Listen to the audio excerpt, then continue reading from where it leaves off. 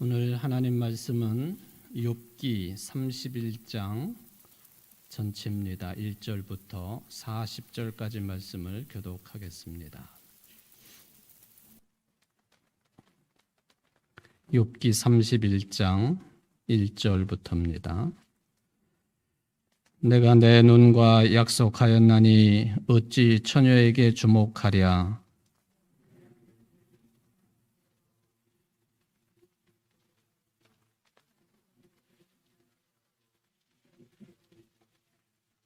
불의한 자에게는 환난이 아니겠느냐?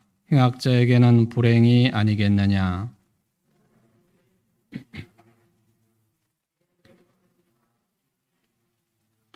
만일 내가 허위와 함께 동행하고 내 발이 속임수에 빨랐다면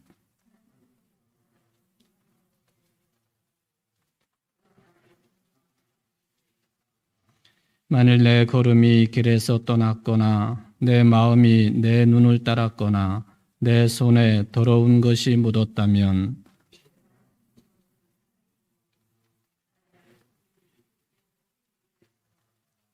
만일 내 마음이 여인에게 유혹되어 이웃의 문을 엿보아 문에서 숨어 기다렸다면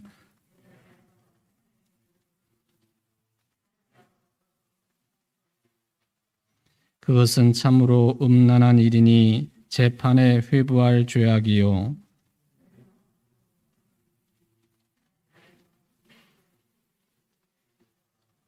만일 남종이나 여종이 나와 더불어 쟁론할 때에 내가 그의 권리를 저버렸다면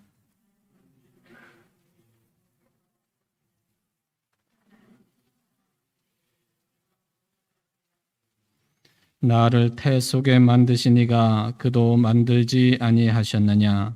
우리를 뱃속에 지으시니가 한 분이 아니시냐?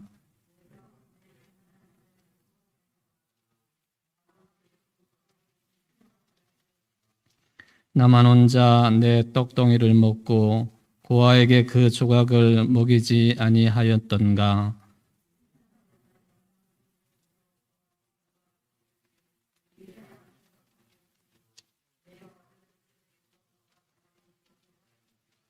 만일 내가 사람이 의복이 없이 죽어가는 것이나 가난한 자가 덮을 것이 없는 것을 못 본 채 했다면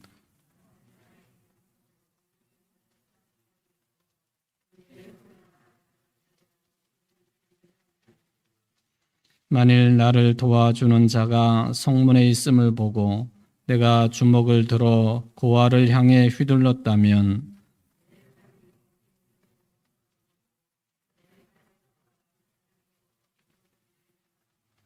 나는 하나님의 재앙을 심히 두려워하고 그의 위엄으로 말미암아 그런 일을 할 수 없느니라.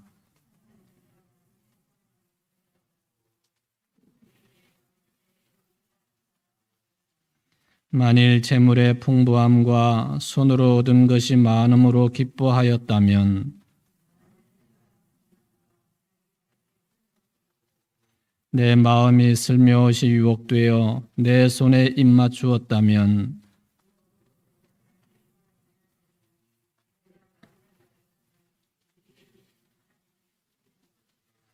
내가 언제 나를 미워하는 자의 멸망을 기뻐하고 그가 재난을 당함으로 즐거워하였던가?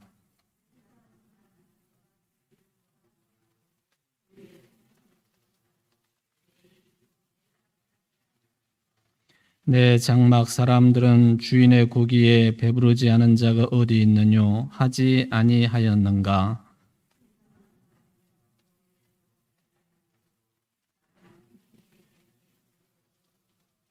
내가 언제 다른 사람처럼 내 악행을 숨긴 일이 있거나 나의 죄악을 나의 품에 감추었으며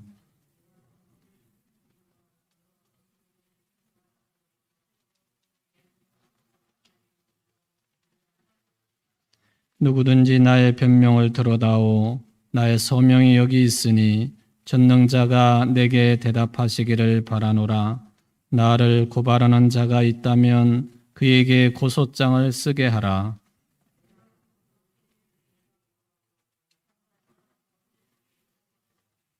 내 걸음의 수요를 그에게 알리고 왕족처럼 그를 가까이 하였으리라.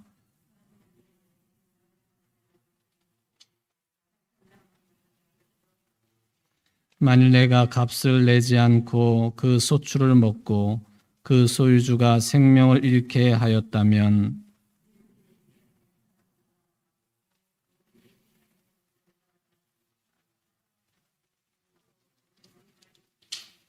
아멘.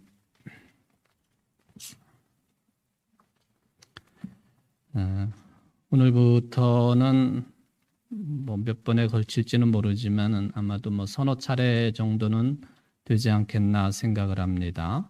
욥기 31장 말씀을 그냥 읽는 것 그런 차원을 넘어서서 좀 깊게 들어가 보도록 하겠습니다.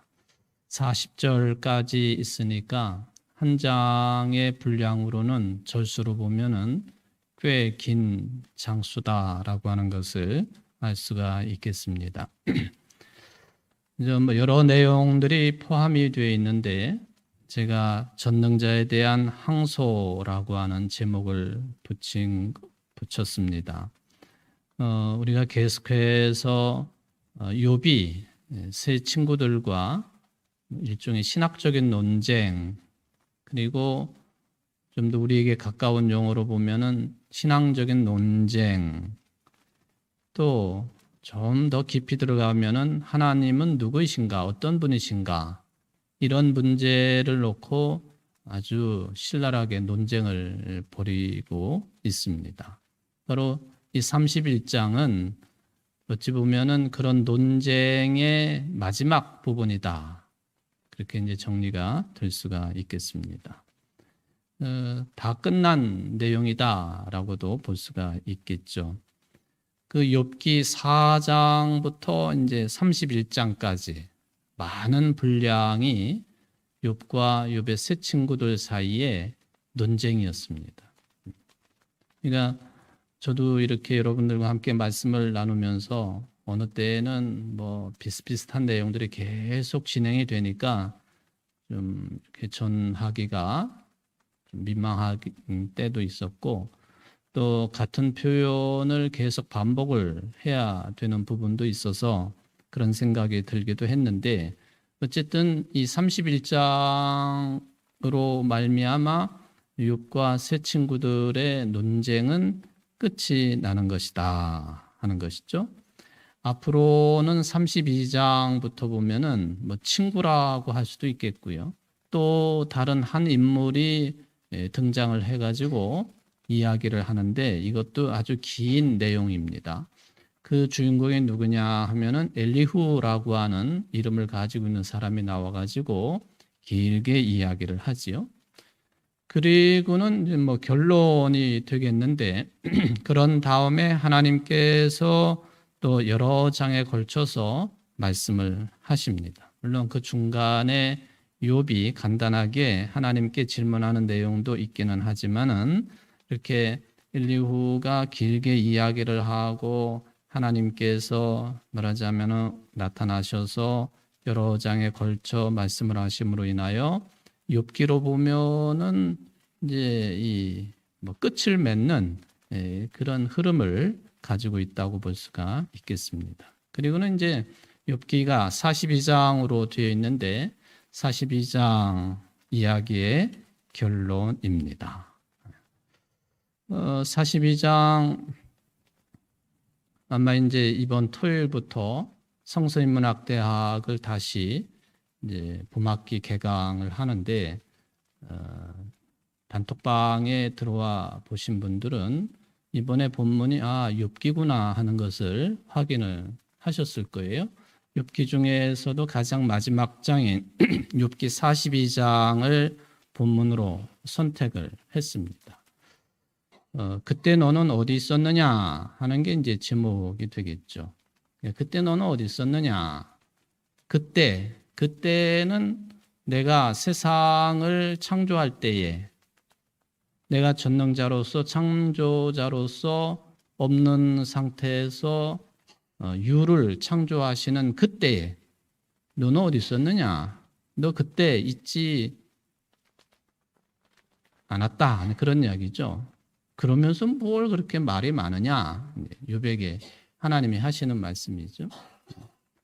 그때 나와 함께 있지도 않았으면서 뭘 내가 그렇게 뭘 잘 안다고 뭐 그렇게 박학다식하다고 잘난 척하고 아는 척하느냐 뭐 그런 이야기 그런 투가 이제 등장을 하고 있습니다. 하여튼 이제 42장까지 앞으로 이렇게 큰 틀에서 보면 이런 흐름을 가지고 있습니다. 하여튼 31장은 새 친구들과의 그런 논쟁의 마지막 부분이다 하는 것을 다시 반복을 해 드립니다. 자, 지금까지 그 30장까지 내용을 살펴보시면서 여러분들이 어떤 내용과 어떤 부분들을 기억에 남겨놓고 계시는지 제가 확인할 도리는 없겠어요. 그런데 지금 상황으로 보면은 욥이라고 하는 사람은 더 이상 뭐를 어떻게 해볼 수 있는 입장이 아니다 하는 거죠. 인간으로 보면은 막다른 길에 들어선 거예요. 막다른 길, 막다른 골목, 뭐 그런 거죠. 코너에 몰려있는 그런 상태입니다. 새 친구들로부터 다양한 공격을 받았습니다. 여러 차원에서 공격을 받았습니다. 그리고 공격도 받고 그리고 새 친구들이 그래도 오랜 세월 동안 교분을 나누었던 신앙의 동지이기도 하고 또 지역마다 지도자들이기도 하고 그러니까 상당한 교분을 나눈 사이들이어서 그런지 몰라도 공격도 했지만 이 막다른 길에 들어선 친구 욥이라고 하는 사람이 그 친구들 기준으로 볼 때 이렇게 하면은 살아날 수 있을 텐데 이렇게 하면은 죄를 용서받고 다시 일어설 수 있을 텐데 뭐 이런 주장들도 계속하지 않습니까? 이건 일종의 회유라고 볼 수가 있겠어요. 그러니까 새 친구들이 욥을 공격도 무지막지하게 했지만은 또 아끼고 사랑하는 마음으로 회유책도 사용을 했다. 형태로 보면은 구조로 보면은 이제 그렇게 표현을 해볼 수가 있겠습니다. 그런 일들이 계속 반복이 됐습니다. 여러분들 뭐 그냥 대충이라도 기억나시죠? 비슷한 그런 그 뭐 충고 그리고 제발 이랬으면 좋겠다 하는 그런 회유 반복이 됐습니다.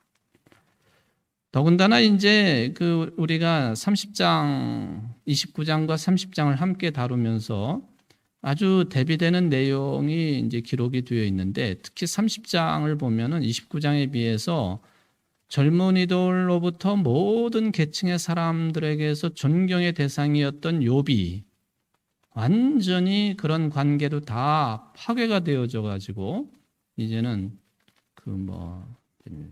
추락을 해버린 지옥으로 떨어진 것 같은 그런 상태에 놓여 있다고 하는 것이죠. 다른 말로 표현하면은 모든 사람들에게 거부를 당하는 상태가 되고 말았다는 것이. 거부를 당하고 말았다. 아주 이것은 그 지난 주일도 여러분들이 이제 제가 언제 한번 다시 그 지난 주일의 내용 한 부분만을 또 따로 떼가지고 설교 말씀으로 좀 전달을 해야 되겠다 하는 생각을 지난주에 설교하면서 좀 들기도 했는데 뭐냐 하면은 욥이라고 하는 사람은 모든 계층 모든 사람들로부터 그 모든 계층 모든 사람들은 이전에는 다 욥을 좋아했던 사람들이고 존경했던 사람들이고 가까이 하고 싶었던 사람들이고 감히 얼굴을 들어서 욥을 바라보지도 못했던 그런 사람들이었는데 다 떠났습니다. 거부를 해요. 이게 사회학적인 용어를 동원해서 표현을 한다면 완전히 소외가 된 그런 인생이 되고 말았다는 것이죠. 여러분들 그 지난 주일 제가 이 소외라고 하는 이 단어하고 살인이라고 하는 단어를 나란히 놓고 말씀을 드렸는데요. 어느 정도 그게 접수가 되셨는지는 잘 모르겠어요. 사람을 소외시키고 따돌리고 또 한 인격체로서 대하지 않고 이게 다 소외시키는 거거든요. 학생들 말로 하면 왕따 시키는 거죠. 왕따 당해가지고 목숨을 스스로 끊는 우리 학생들 젊은이들이 세계적으로 우리나라가 그 비율이 제일 높다고 하지 않습니까? 여러분들이 저도 뭐 드라마인데 그거를 다 보지는 못했어요. 그냥 한꺼번에 몰아가지고 보기는 했는데 그 뭐죠? 글로리라고 하는 제목의 학생 시절에 왕따시키고 하는 그런 내용들. 그게 그 배경이 청주라고 그러죠. 청주에서 일어났던 실화를 배경으로 드라마를 만든 것인데 그래서 그 드라마의 장면 가운데 보면은 중앙공원도 나오고 뭐 어디도 나오고 뭐 어디도 나오고 그 중앙공원이 나오나요? 하여튼 뭐 또 요새 얼마 전에 끝난 드라마도 뭐 청주에서 촬영을 했다. 뭐 청주가 의외로 1년에 한 50건 정도, 그러니까 영화 제작을 한다고 할 때에 그 50건 정도의 영화 제작을 청주가 배경이 돼서 한다고 하는 그런 이야기가 들리지 않습니까? 하여튼 그 글로리라고 하는 영화도 그 드라마도 마찬가지입니다. 그러니까 집중적으로 왕따를 시키고 성인이 돼서까지도 이제 그런 일들이 연장이 되고 하는 그런 그 내용의 드라마입니다만은 자, 왕따를 시키고 상대를 하지 아니하고 소외를 시키고 결국에는 그게 살인 행위와 같다. 그런 개념으로 제가 지난주일 설교 말씀을 드렸는데요. 욥이 지금 그런 죽음의 상태에 놓여 있는 거죠. 그게 이제 책임이 어디 있느냐 하는 것은 뭐 다른 부분이 되겠는데 고립무원 상태에 놓여 있는 거예요. 너무나도 외롭고 힘든 상태인데 도와주는 손길이 하나도 없는 고립무원 상태가 되고 말았다. 그러니까 한 인간으로서 또 세상을 살아가는 무슨 방법을 동원해서라도 뭘 어떻게 할 수가 없는 그런 상태입니다. 욥이 그런 것이라는 거예요. 뭐 반론을 펴고 말을 해도 반응이 없는 것이고 또 이야기를 해도 설득이 되질 않습니다. 그것은 욥의 말을 들어야 될 사람들이 이미 확고하게 그때 당시의 신앙관에 완전히 절어 있는 사람들. 그러니까 피 한 방울 나지 않을 정도로 바늘로 찔러도 그런 상태, 신앙관. 또 하나님이 어떤 분이시냐에 대한 그들 나름대로 신앙 고백. 욥이 그게 아닌 것 같다고 아무리 이야기를 해도 먹혀 들어가질 않습니다. 죽을 맛이죠.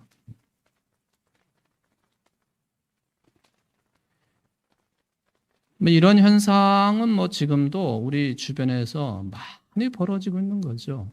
많이 벌어지고 있어요. 사람을 사람으로 대하지 아니하는 그 비인격적인 구조, 인간관계, 또 뭐 직장의 문제, 가정에서도 마찬가지고요. 그러니까 말이 통하지 아니하는 그 사람들 입장에서 보면은 욥이라고 하는 사람은 죄인이에요. 그리고 욥이 죄인이라고 하는 것을 인정만 한다면 다시 대화가 가능하다고 평가가 되어지는 그런 상황입니다. 그런데 욥은 그걸 인정할 수가 없는 거죠. 그러니까 뭐 이러나 저러나 앞뒤 좌우 뭐 위아래 다 꽉 막혀 있는 상태예요. 얼마나 힘이 든 상태일까요? 딱한 처지다라는 말 가지고는 그 상황을 다 표현 못하는 표현이 되겠습니다. 이런 그 이야기가 계속 4장부터 지금까지 계속 진행 중에 있습니다. 그런데 문제라기보다도 우리가 확인해야 될 것은 이러한 끔찍한 상황임에도 불구하고 욥은 어느 때라도 두 가지를 흔들림이 없이 유지를 하고 있었어요. 그 하나가 뭐냐? 자신은 결백하다는 거죠. 자신의 결백을 의심해 본 적이 없어요. 그게 첫 번째 흔들림이 없었던 그런 욥의 중심이었죠. 또 하나, 하나님을 향한 신뢰 끝끝내 놓지 않았다 하는 것이죠. 그래서 첫 번째 내용은 좀 교만한 것이 아니냐라고 평가가 되어질 만한 그런 영역이기는 합니다. 끝끝내 자신이 결백하다고 하는 것. 물론 이것은 욥을 공격하고 회유를 했던 친구들과의 관계성 속에서 드러난 그런 현상일 수도 있겠죠. 자신의 결백을 의심해 본 적이 없었다. 또 하나님을 향한 신뢰도 그 끈을 놓치지 않고 계속 부여잡고 있었다.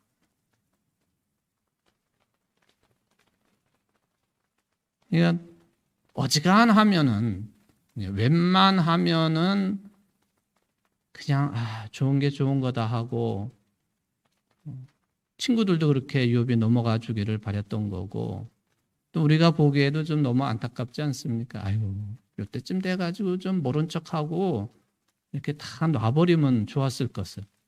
저렇게 끝끝내 자기의 결백을 주장을 하고 또 하나님께 대한 신뢰를 잃지 않고 꼿꼿하게 계속해서 친구들과 논쟁을 벌이고 있는 욥이 참 안타깝게 보여지기도 하고 한편으로 보면은 욥이라고 하는 인물은 참 대단한 인물이다. 그렇게도 해석이 됩니다.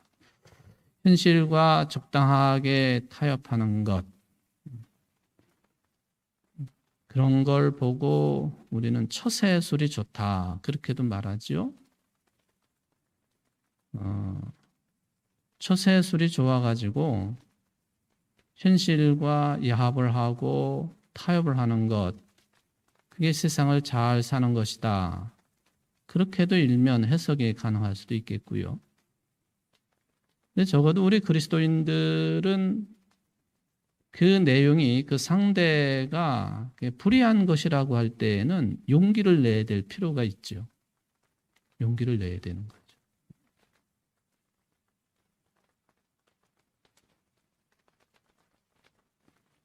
욥의 친구들이 욥에게 네 처지를 인정을 해라. 이게 생각해 보니까 이렇게 논쟁 벌이고 하다가 보니까 미처 나 자신을 내가 잘 몰랐네. 하나님께 내가 회개한다네. 물론 42장에 가보면 욥이 일부분 그런 그 표현을 하는 것이 기록이 되어 있어요. 자신이 잘못했다고 인정을 하지요. 하나님 말씀 앞에 회개를 하는 것이죠. 내가 처음에 말씀을 드린 것처럼 하나님께서 큰 틀에서 보면은 너 알지도 못하면서 왜 이렇게 말이 많았냐? 네가 내 뜻을 안다고 한들 얼마나 알고 있냐? 그런 투로 하나님이 말씀을 하시죠. 그런데 이런 투의 말은 친구들도 욥에게 했다고 하는 것이죠.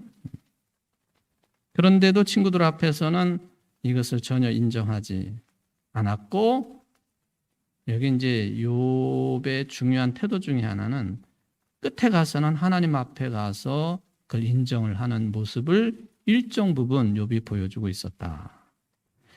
이 부분은 좀 성경을 해석하고 접근하는데 저도 이게 정답이 뭐냐 하는 것에 대해서는 더 좀 기도해보고 또 연구해보고 해야 될 필요성을 느낍니다. 이렇게 설교를 하면서 저도 역시 그거에 대한 정답이 아직 주어지지 않았다 하는 그런 이야기가 되겠습니다.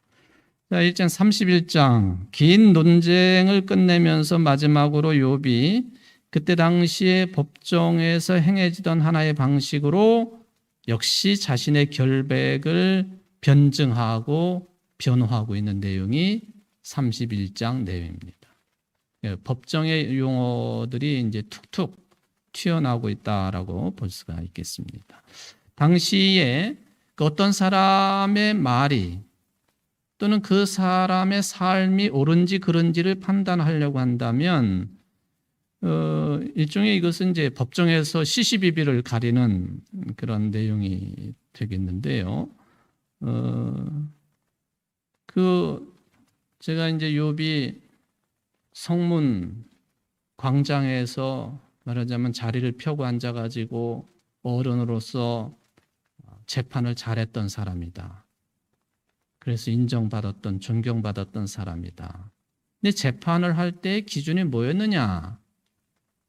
구약 성경이 늘 강조하고 있는 소외된 사람들, 또 약한 사람들, 돌봄의 대상들, 이런 사람들에게 적절하게 재판을 했고, 그리고 그 삶 자체가 그렇게 살았던 인물이었다. 그러니까 존경받기에 마땅했다라고 하는 그런 말씀을 드렸는데요.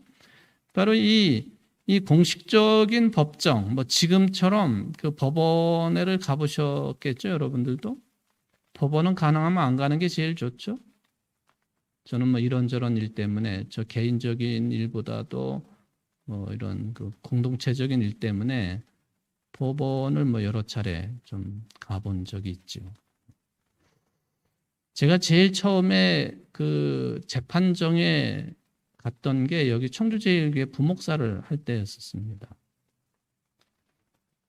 우리 같은 시찰 안에 신송교회라고 하는 교회가 있었는데 제일교회 부목사이면서도 시찰회가 노회가 그 교회는 여전도사님 한 분이 목회를 하고 계셨는데 임시당회장을 저한테 맡겨 주셨기 때문에 제가 이제 그 교회를 전임 담당 교역자가 있으니까 크게 제가 관여할 일은 없지만 그 당회장이 해야 될 그런 일들에 대해서는 이제 가끔 가가지고 도와드리기도 하고 그랬죠. 그랬는데 그 전도사님이 대청산 기도원을 가시다가 그 15톤 덤프트럭 저 신탄진 쪽에서 오던 차에 쳐가지고 돌아가셨거든요. 돌아가셨는데 다른 일보다도 그렇게 교통사고로 돌아가셨으니까 그 보상 문제 때문에 제가 임시당회장으로서 법정에 출석을 할 필요성이 있었습니다. 그 교회가 가지고 있는 모든 장부들을 제가 아마 여기 제일교회로 가지고 와가지고 일일이 다 따져보고 이 전도사님이 교회에서 어떻게 대우를 받으셨는지 또 교회가 전도사님에게 사례비 외에도 어떤 도움을 주셨는지 그런 것들을 일일이 다 체크를 한 거죠. 그래가지고 나누기 12 한 달에 어느 정도 그리고 곱하기 몇 년 이렇게 해가지고 그거를 이제 제가 증명을 해가지고 법원에다 제출을 한 거죠. 그때 이제 법원에 갔더니 그분이 돌아가셨는지 모르겠어요. 우리 교회 출석하셨던 남들 약국 그 부인이 남들 약국 가시고 정기호 변호사님이 사건 변호를 하러 그 법정에 오셨어요. 너를 척 쳐다보네. 목사님 여기 왜 오셨느냐고. 목사님들이 이런데 오시는 거 아니라고. 내가 가고 싶어 갔나 거기를. 어쩔 수 없이 간 건데 목사님들이 이런 데 오시면 안 좋다고 그러시더라고요. 증인으로 갔으니까 증인 선서를 두 손 들고 하고 그러고는 그 전도사님 유족들이 그때가 80년대 중반이었는데 생각지도 못한 많은 그 액수의 보상을 받으셨다고 그러더라고요. 저는 뭐 임시당회장으로서 할 도리를 다한 것뿐인데, 제가 법원 간 이야기인데, 근데 그게 최초로 법원을 들어가 보니 가슴이 진짜로 뭐 벌렁벌렁하고, 내가 그 증인으로 온 건데도 무슨 죄를 지은 것도 아닌데도 그냥 눈치를 자꾸 보게 되고 뭐 그렇더라고요, 사실은. 여기 욥이 지금 법의 용어를, 법정의 용어를 사용을 하는데, 이 지금과 같은 뭐 삼권 분립이 되어 있는, 또는 뭐 1심, 2심, 3심 제도의 그런 그 억울함이 덜해지도록 하는 그런 시스템이 갖추어져 있는 그런 법 체계라든지 또는 적용 체계라든지 이런 거는 전혀 아니죠. 욥이 그랬던 것처럼 성문 광장에 어른들이 모여가지고는 특히 중요한 것이 뭐냐 하면은 그 사건의 증인 이야기가 가장 중요한 거예요. 당사자들 이야기보다도 증인 이야기가 가장 중요한 거예요. 이런 그 뭐 지도력은 지금도 아프가니스탄이나 저기 뭐 그 해외 그 중에서도 이슬람교가 지배를 하고 있는 그런 사회는 아직도 그런 식으로 그 지역의 어른들이 판단을 하지요. 어떻게 보면 시간을 다투는 그런 사건일 경우에 빨리 일 처리를 할 수 있다고 하는 그런 장점도 있겠지만은요.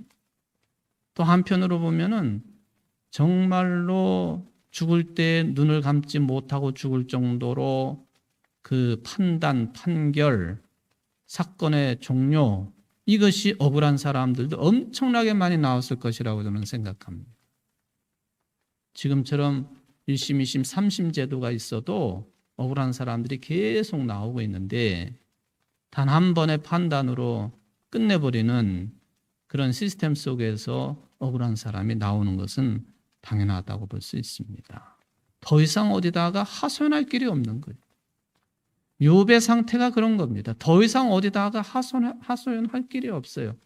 여기 이제 제목에 있는 것처럼 전능자에 대한 항소, 하나님께 무슨 뭐 법적인 용어를 들이대면서 재판을 해달라고 하는 그런 뭐 구체적인 내용도 얼핏 보이기도 하지만, 그런 흐름을 이제 31장이 가지고 있다라고 볼 수가 있겠습니다. 결백을 증명하는 두 가지 방법이 있습니다. 그러니까 누가 옳은지 그른지 다툴 때에 옳다고 인정될 수 있는 경우가 두 가지 있는 거예요. 구약 성경이 두 사람, 세 사람 함께 있어야 된다라고 하는 그런 표현을 사용한다든지, 또 예수님께서 12명의 제자들 가운데에 변화산에 올라가실 때에도 세 제자만을 데리고 올라가셨다든지, 그렇죠? 겟세마네 동산의 기도 제일 가까이에 또 뭐 세 제자가 있다든지, 아주 중요한 순간에 세 제자만을 데리고 들어가셨거나 올라가셨거나 하신 경우, 예수님이 편애하신 건 아니죠. 그것은 한 사람 가지고는 그거는 어려운 일이니까 두세 사람 증인의 숫자에 해당되는 거죠. 그러니까 여기 이때에도 욥 시절에도 두세 사람의 증인이 있으면 옳은 것으로 판단을 해준다는 거예요. 두세 사람의 증인, 이는 율법에 하에 정해져 있는 그런 숫자이기도 합니다. 증인을 선다고 하는 것이 참 힘들고 어려운 거죠. 증인이 지금이야 선서를 하고 만약에 위증을 할 경우에는 그에 합당한 벌을 받지 않습니까? 근데 저는 우리나라 국회에서 뭐 하고 하는 그런 모습들을 보면, 야, 저렇게 어떤 사람들은 뻔뻔하게 위증을 하고 거짓말을 하고도 그냥 국회의원직을 수행하고 있는 것을 보면은 이 나라가 아직도 바로 서려면 멀었다 하는 그런 생각이 들 때가 참 많습니다. 위증의 죄는 굉장히 무겁게 다루는 거거든요.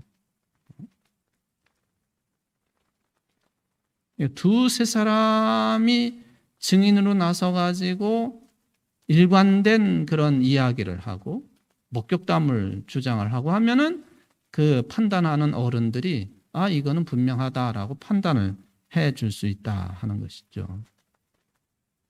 근데 참 슬픈 것은 욥에게는 이렇게 증인을 서줄 사람이 아주 그냥 똑부러지게 이야기하면 한 사람도 없는 거예요, 지금. 그러니 참 이게 그 처지가 얼마나 불쌍합니까?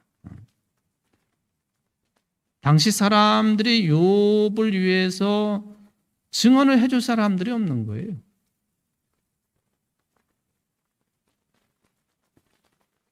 두세 사람의 증인이 있을 경우 또 일관되게 그 사람들이 하는 말들이 이제 흐름을 같이 한다 하면은 옳다고 인정받을 수 있다.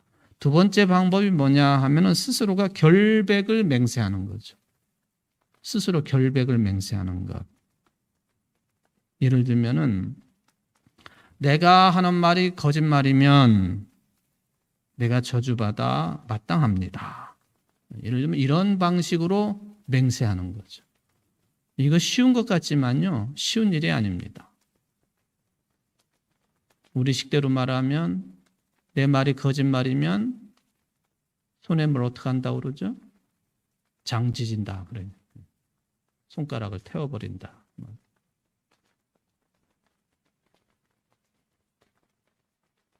이것도 그 사람의 판단이 옳다고 인정받을 수 있는 법정에서 하나의 방식이었습니다.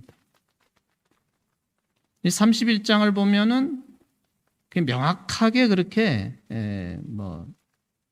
구별이 된다고 볼 수는 없지만은 이 두 가지 방법 중에 욥에게는 증인이 없으니까 그 방법은 사용할 수 없고요. 이 두 번째 방법, 자신의 결백을 맹세하는 거죠. 그런 발언이 31장에 계속 흐르고 있다 하는 것을, 그 중에서도 이제 31장 1절부터 8절까지를 우리가 그런 내용으로 생각을 해볼 수가 있겠습니다. 여러분들 그 예수님께서 주신 말씀 가운데 보면은 마태복음 5장 말씀 한번 펴보시기를 바랍니다.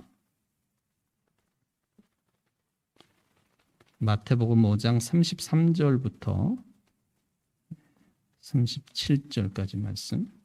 맹세에 관한 거죠. 맹세에 관한 거. 찾으셨죠? 같이 읽어봅시다. 또 옛사람에게 말한 바 헛 맹세를 하지 말고 내 맹세한 것을 주께 지키라 하였다는 것을 너희가 들었으나 나는 너희에게 이르노니 도무지 맹세하지 말지니 하늘로도 하지 말라 이는 하나님의 보좌임이요 땅으로도 하지 말라 이는 하나님의 발등상임이요 예루살렘으로도 하지 말라 이는 큰 임금의 성임이요 네 머리로도 하지 말라 이는 내가 한터럭도 희고 검게 할 수 없음이라. 오직 너희 말은 옳다 옳다 아니라 아니라 하라. 이에서 지나는 것은 악으로부터 나느니라. 욥 시대하고 이제 예수님이 이 율법의 내용을 가지고 이 승화시키는, 또는 지난번에도 말씀을 살인하지 말라라고 하는 그 말씀을 드릴 때 예수님이 율법을 완성시키신 분이시다라고 하는 표현을 제가 사용을 했잖아요. 그건 성서에 나오는 표현이고요. 근데 여기 맹세하지 말라 하는 그런 말씀을 주시면서 옛날에 이렇게 하지 않았느냐?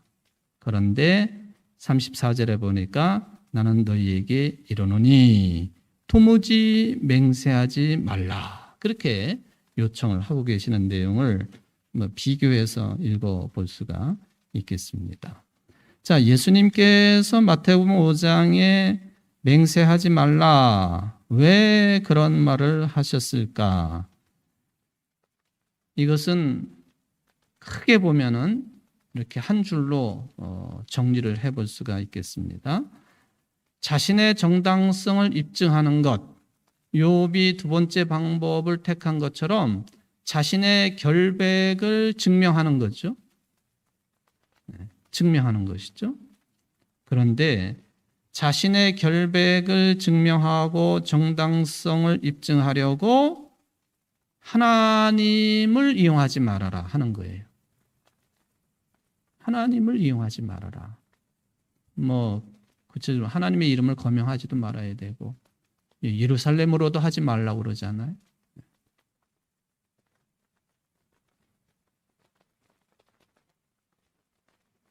그러니까 하나님을 이용하는 그런 거에 대해서 그거는 하나님의 이름을 부르고 그렇게 이용을 한다면은 그거는 십계명을 어기는 꼴이 되는 것이죠.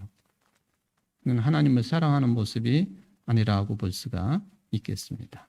근데 욥 시대는 뭐 예수님 시절이 아니니까 우리가 한번 이 두 번째 방식으로 맹세하는, 그래서 자신의 결백을 이제 증명하는 그런 방법을 욥이 선택을 했다. 그럴 수밖에 없었다 하는 것을 생각해 볼 수가 있겠습니다.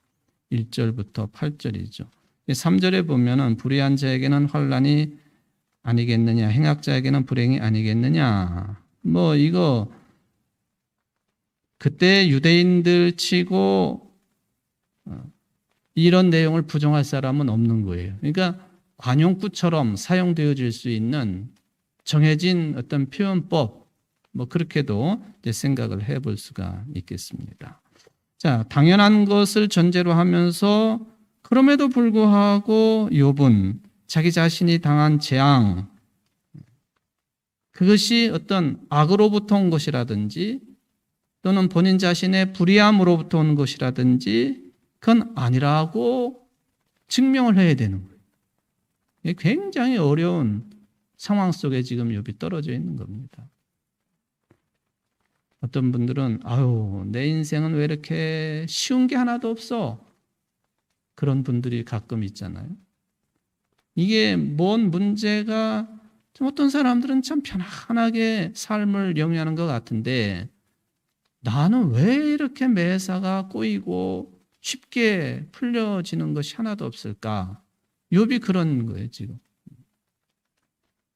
그때 당시 사람들이 당연하게 받아들이는 것, 그건 뭐 당연하게 그런 표현을 욥도 사용할 수 있어요. 근데 그걸 뒤집어 엎어야 되거든요.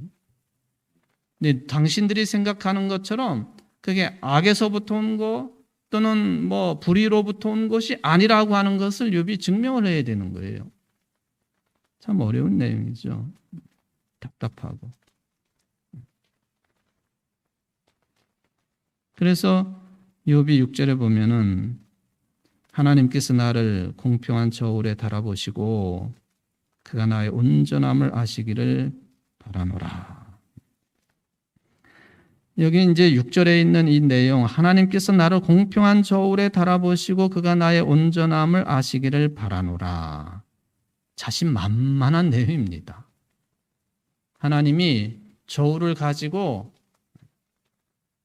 그것도 그냥 저울이 아니라 공평한 저울, 조금도 눈속임이 없고 또 조작이 되지 아니하는 자신만만한 사람이라고도 볼 수가 있겠죠.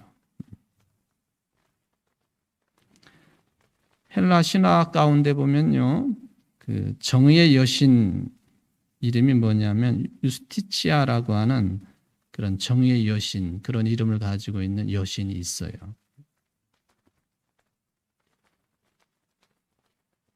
여러분들 보통 그 우리나라 대법원에도 그렇고 또 뭐 법원마다 다 그렇고 또 어디 변호사 사무실이나 뭐 이런 데도 가보면은 그 어느 때는 뭐 눈을 가리고 있는 모습도 있지만 여인이 이렇게 저울을 들고 있는 그런 모습들 보신 적이 있으시죠?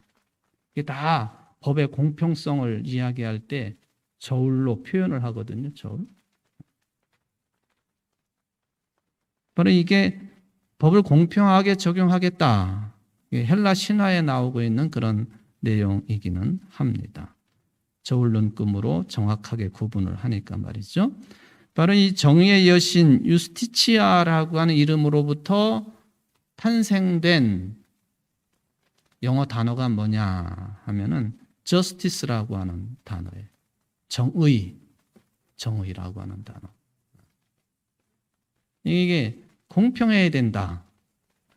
공평해야 된다. 사회 각 분야가 다 공평해야 된다. 정의라고 하는 말과 항상 붙어 있잖아요. 이게 헬라 신화 여신의 이름으로부터 정의라고 하는 저스티스라고 하는 영어 단어가 이제 파생이 되었다. 그렇게 보시면 되겠습니다. 자, 오늘 여기까지만 보겠습니다만은 욥이 참 아까 그 두 가지 욥에 대한 이야기를 했습니다만은 욥이라고 하는 인물이 참 대단한 인물이다. 자신의 결백을 의심해 본 적이 없고 또 하나님을 신뢰하는데 그 끈을 놓친 적이 없는 인물이다. 여기 그 1절부터 8절 사이에도 특히 뒷부분에 나와 있는 것처럼 하나님의 공평한 저울에 나를 좀 재보십시오. 내 결백을 그래서 증명해 주십시오. 그래서 제목이 전능자에 대한 항소입니다. 대단한 인물이죠.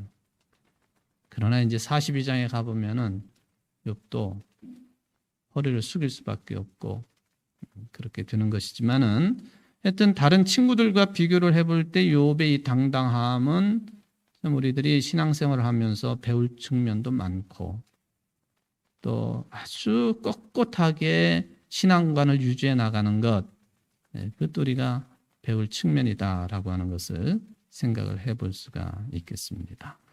여러분 모두가 이 전능하신 하나님 손을 꼭 붙잡고 나는 죄인이지만 하나님께서 나를 들어 쓰셔서 의롭다고 인정해 주시는 그 은혜 때문에 우리가 살고 있거든요.